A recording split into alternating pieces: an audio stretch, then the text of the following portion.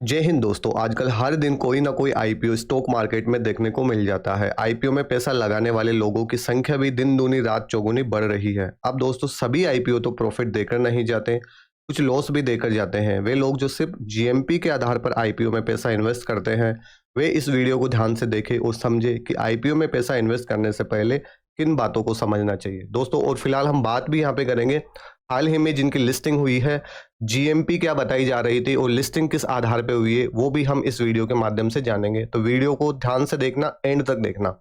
देखिए दोस्तों, अगर हम बात करें आईपीओ में पैसा इन्वेस्ट करने की, तो आईपीओ में पैसा जब आप इन्वेस्ट करो तो यहाँ पे कुछ महत्वपूर्ण बातें हैं जिनको जानना और समझना बेहद ज़रूरी है। अगर मैं बात करूँ नंबर वन की, तो नंबर वन पे आता है कंपनी की जानकारी। तो कंपनी की जानकारी आपको यहाँ पे होनी चाहिए, ठीक है। कंपनी काम क्या करती है, कंपनी का जो वित्तीय प्रदर्शन है वो क्या है, इसकी टीम किस तरीके की है, भविष्य में जो इसकी योजनाएं हैं वो क्या है। मतलब मार्केट में जब ये कंपनी लिस्ट होगी तो क्या भविष्य में इसका कारोबार अच्छा रहेगा, क्या प्रॉफिट मेकिंग रहेगी। अगर देखिए बिजनेस कंपनी का अच्छा होगा तभी तो वो प्रॉफिट देगी, ठीक है।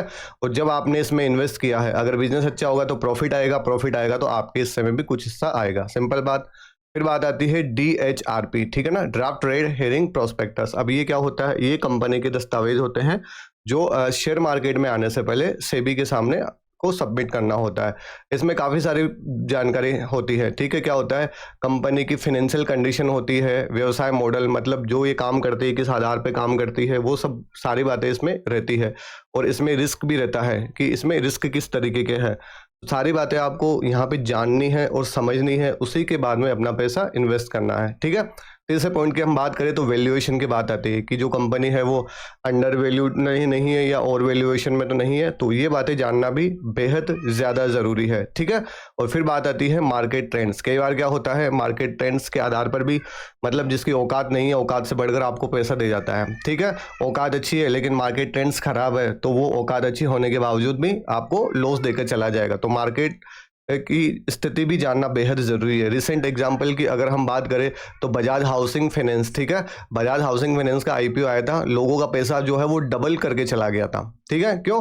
क्योंकि देखिए बजाज का एक तो नाम है, नाम यहाँ पे बहुत बड़ी चीज़ है। और अभी मार्केट में लोग पैसा इन्वेस्ट कर रहे हैं, लोगों के पास में पैसा है, वो इक्विटी में अपना पैसा डालना चाह रहा है, पैसा कमाना चाह रहा है, ठीक है। तो मार्केट ट्रेंड्स को समझना भी यहाँ पे बेहद ज़रूरी है। सबसे इंपॉर्टेंट बात है रिसर्च एंड सलाह, ठीक है ना। सभी बातों को ध्यान में रखकर आप अच्छे से रिसर्च करोगे। अगर आप सारी बातें जानते हो, पी रेशियो क्या है, पीबी रेशियो क्या है, सीआर क्या है, सारी बातें अगर आपको समझ में आती है तो अपनी समझ के अनुसार आप पैसा इन्वेस्ट करें, ठीक है। अदरवाइज आपको क्या करना पड़ेगा, आपको यहाँ पे जो भी एक्सपर्ट होंगे इस फील्ड में उनकी सलाह लेनी होगी, उसी के बाद में आपको अपना पैसा इन्वेस्ट करना है, ठीक है। ध्यान से समझना है, सारी बातों को अच्छे से एनालिसिस करना है, उसी के बाद में अपना पैसा डालना है। अदरवाइज देखिए शेयर मार्केट में लगता है कि लोगों को पैसा बनाना आसान है, भाई साहब यहाँ पे पैसा जब डूबेगा ना तब पता चल जाएगा। अगर बिना समझ के पैसा डालोगे तो हो सकता है बिना समझ के पैसा डालो, तुक्के में कभी आपको प्रॉफिट दे जाए, लेकिन गलती से भी तुक्के में पैसा यहाँ पे डालने की कोशिश मत करना, ठीक है। तो उम्मीद करता हूँ ये सारी बातें आपको यहाँ पे अच्छे से समझ में आई होगी। अब मैं आपको बताता हूँ, यहाँ पे देख एक फैक्टर और देखा जाता है, जीएमपी। अक्सर जो नए नए लोग आते हैं ना, ग्रे मार्केट प्रीमियम, नए नए जो लोग आते हैं ना, वो सिर्फ जीएमपी के आधार पर पैसा डालेंगे और चलो ठीक है, फिर पता चलेगा उनको कभी फायदा हो गया तो अच्छी बात है, लेकिन जब लॉस होगा ना तब समझ में आएगा कि भाई साहब यहाँ पे लॉस भी होता है मार्केट में। तो फिलहाल हम यहाँ पे अभी लेटेस्ट ही बात करेंगे, ठीक है ना। 24 सितंबर को इन जो आईपीओ की लिस्टिंग हुई है, इसमें मेन बोर्ड के आईपीओ, ठीक है ना, और एसएमई आईपीओ दोनों ही है अपने पास में। एसएमई आईपीओ देखिए 1 लाख से ऊपर होता है और मेन बोर्ड में है ना, मेन लाइन वाले जो आईपीओ होते हैं वो 15,000 की रेंज तक होते हैं। अब अगर मैं बात करूँ यहाँ पे, देखिए ये एक एसएमई आईपीओ है, ग्रे मार्केट बोल रहा था, इसकी जो लिस्टिंग होगी ना 83.93% पे होगी। 5 रेटिंग इसको 5 मिला था ग्रे मार्केट के अनुमान के आधार पर, ठीक है ना। उससे अच्छा परफॉर्म किया, 90% पे लिस्टिंग हुई। मतलब यहाँ पे अगर किसी ने ग्रे मार्केट को देख के भी पैसा लगाया ना तो भी उसका प्रॉफिट यहाँ पे आ गया। फिर अगर यहाँ पे किसी ने ग्रे मार्केट को देख के देखा कि 9.30%, मतलब अप्रोक्स 9% का प्रॉफिट देकर जाएगा, लेकिन नहीं, यहाँ पे देखिए माइनस में इसकी लिस्टिंग हुई है। तो ये फैक्टर समझना बेहद इंपॉर्टेंट है कि यहाँ पे सिर्फ और सिर्फ आपको जीएमपी के आधार पर ही जो मार्केट में पैसा नहीं लगाना, बाकी सारे फैक्टर जो मैंने आपको बताया इससे पहले पॉइंट, ठीक है, उसके अलावा भी बहुत सारी बातें, लेकिन बेसिक बातें उनको जानना बेहद ज़रूरी है, ठीक है। अगर आप बिगनर हो तो, ठीक है ना, जो इसमें एक्सपर्ट होते हैं उनकी तो बातें क्या है, वो तो बहुत सोच समझ के अपना पैसा लगाते हैं। तो आपको भी अपना पैसा डुबाना नहीं है, क्योंकि नए नए लोग आते हैं मार्केट में, पैसा डुबा के चले जाते हैं, क्यों? क्योंकि समझ नहीं होती है। देखिए बिना समझ के अगर कहीं पे भी पैसा लगाओगे तो बहुत कम पॉसिबिलिटी है कि आपको प्रॉफिट देके जाएगा, वो आपको लॉस ही देके जाएगा। सिंपली अगर बात करें, यहाँ पे ये मेन लाइन का आईपीओ था, ठीक है, आर्केड डेवलपर्स का।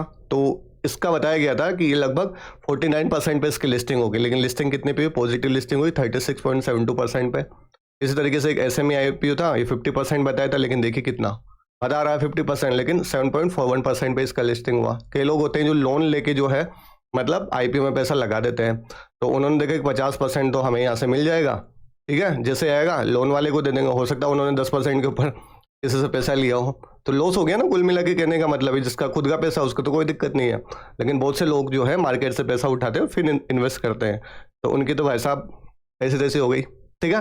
चलिए कोई बात नहीं। अब नेक्स्ट अगर हम बात करें नॉर्दर्न आर्क कैपिटल आईपीओ की, इसमें भी कहा गया था कि 49.8% पे इसकी लिस्टिंग हुआ, लेकिन यहाँ पे लिस्टिंग हुआ 33.08 पे, और उसके बाद में 315 के बाद में लिस्टिंग होने के बाद में डाउन चला गया था, लगभग 315 पे आ गया था इसका प्राइस। समझिए इस बात को, ठीक है। तो थोड़ा सा हालांकि प्रॉफिट देके जा रहा है, लेकिन सिर्फ ग्रे मार्केट के अनुमान के आधार पर ये उतना प्रॉफिट नहीं देके जा रहा है। और सिंपली यहाँ पे और फ्लेट लिस्टिंग होगी भाई साहब, ठीक है। फायर रेटिंग भी देखो 0 है, सॉरी 1 है, लेकिन इसकी जो लिस्टिंग हुई वो प्रॉफिट पे हुई। तो ऐसा नहीं कि ग्रे मार्केट जिसको एक्सेप्ट नहीं कर रहा उसकी अच्छे से लिस्टिंग नहीं हो सकती है। तो मैंने क्या कहा, इससे पहले जो मैंने आपको ये सारी बातें बताई थी, ये सारी बातें आपको यहाँ पे जानना समझना बेहद ज़रूरी है। उसके अलावा पी रेशियो क्या है, पीबी रेशियो क्या है, करंट रेशियो क्या है, ठीक है। सारी बातें सारे फैक्टर जानकर एक्सपर्ट की सलाह लेकर ही आपको जो पैसा अपना इन्वेस्ट करना है। नेक्स्ट आप यहाँ पे देख सकते हो इसकी लिस्टिंग हुई 62 है ना, मतलब ग्रे मार्केट का अनुमान, और यहाँ पे 23% पे लिस्टिंग हुआ। इसने बोला फ्लैट तो फ्लैट, ठीक है ना, कोई प्रॉफिट नहीं कोई लॉस नहीं। तो उम्मीद करता हूँ ये बातें आपको यहाँ पे समझ में आई होगी, ठीक है ना। इन बातों को जानना है समझना है तभी आपको जो है अपना पैसा इन्वेस्ट करना है। तो दोस्तों क्या आप शेयर मार्केट में पैसा लगाते हो या आईपीओ में इन्वेस्ट करते हो? आज तक क्या आपको कोई आईपीओ मिला है, या फिर आपको भी शिकायत है कि आईपीओ में इन्वेस्ट तो करते हैं लेकिन हमें आईपीओ जो है वो मिलता ही नहीं है? तो किया किसी आईपीओ में आपने अप्लाई, मिला कोई आईपीओ?